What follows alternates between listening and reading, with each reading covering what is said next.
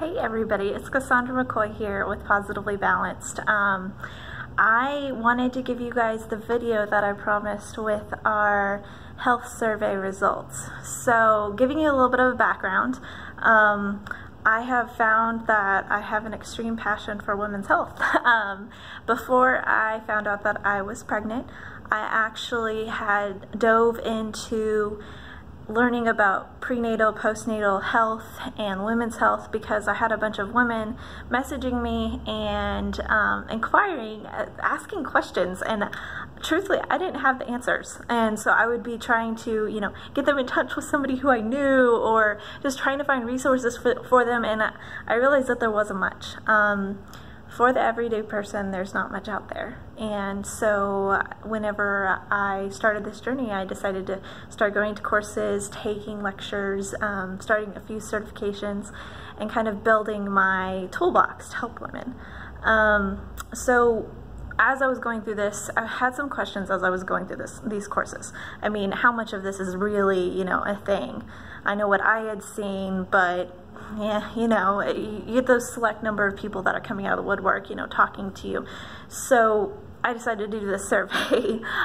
For those of you who took it, thank you. I think we almost had 45 responses, which is way more than what I was expecting. And from people all over, which was pretty cool.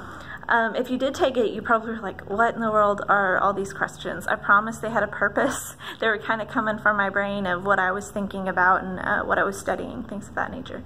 I just wanted to share some of the results with you, like I promised. So, one thing that I thought was really, really cool, there was, I would say, there was one gentleman who answered, and he was very creative with his answers, and he was not exactly the nicest, so it was interesting to get his point of view. So thank you for your ignorance and for your opinion. I will duly note it, and we'll talk about it later. But the people, people who responded, they, kind of were curious, and they were, I don't really know what this is, whatever.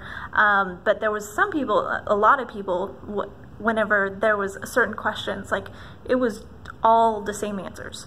One of them, okay, so when you think about women's health education, do you think of it as something that you need or don't need?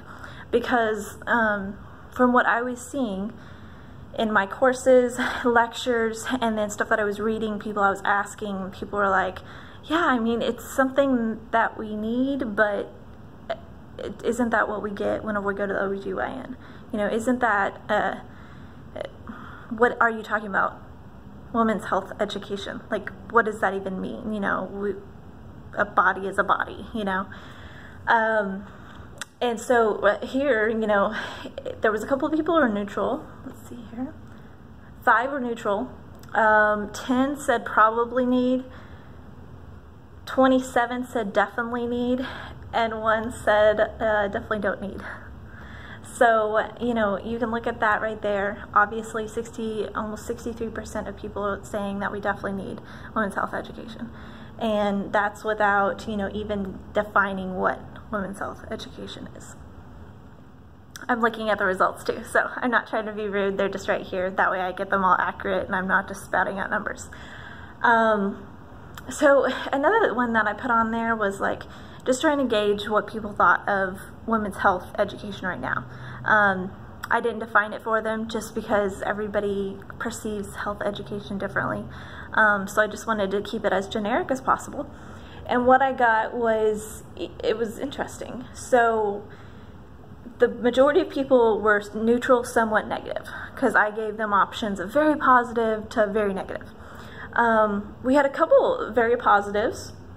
There was somewhat positive. Neutral was at 37%, so that was 16 people. That was our biggest group.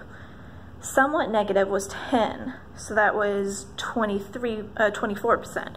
So, it starts to kind of stagger down. 7 thought very negative. So, I mean, it was kind of spread out, but that neutral, somewhat negative was where people seemed to lie. That was, 26 of our 45 participants, or 46 participants. So, I mean, it's kind of floating around there. I asked the question, have you ever heard of any pelvic health issues or diastasis recti? Just because I get so many people who message me, what in the world are you talking about?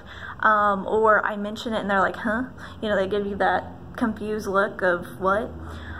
So I asked and I got a pretty good response on that one. I was pleased because I think that awareness is one of the biggest things. Most people knew what it was, 67% to be exact. So, you know, we had 29 who thought, yeah, I know what, I've heard of it. Maybe they might not know what it is, but at least they've heard of it. And that's all that I asked for. So 14, they had no idea. They never even heard of it. So most of the people who answered this were women. I think we only had 1 or 2 gentlemen. So, you know, they don't even, to know what something is or not, or to not have even heard of it, that's a big deal. Because pelvic floor health issues really aren't discussed, neither are diastasis recti.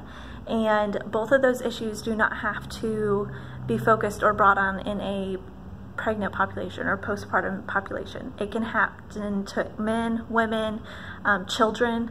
I've actually had a couple of patients or clients that I think it was, you know, a young boy had it and he was born with it. So, you know, it's not just a postpartum pregnancy issue.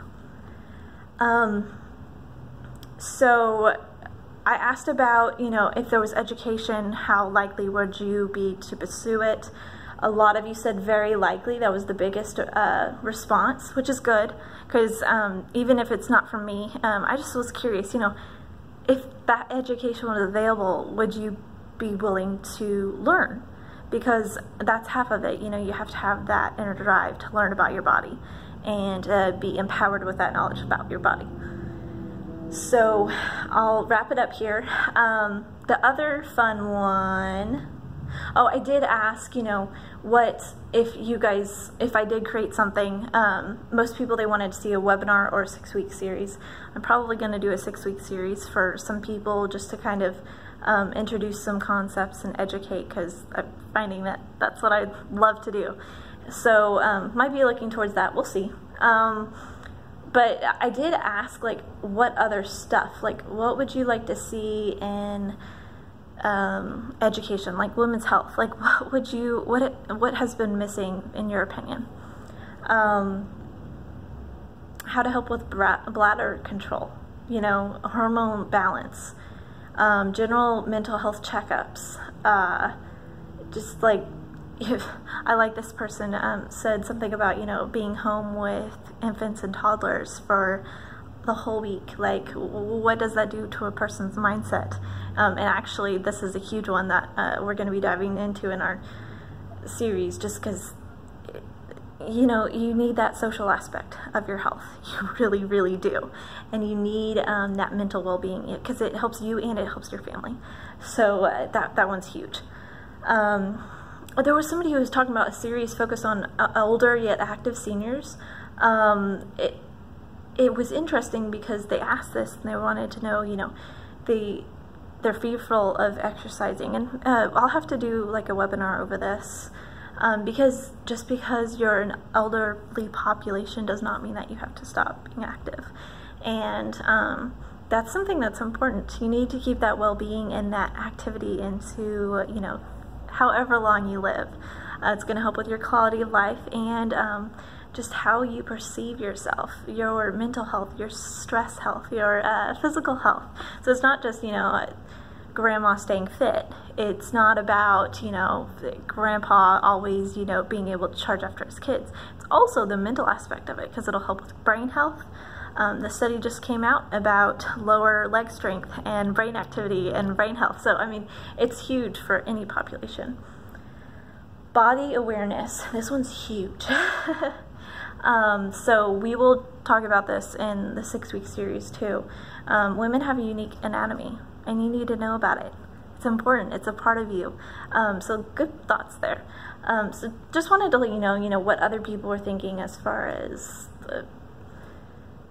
what people do in life, you know, what people want to know from health education standpoint. So that's my survey, and those are the results. It's about a 10-minute video. Hopefully you enjoyed it, and we will talk soon. Alright guys, bye.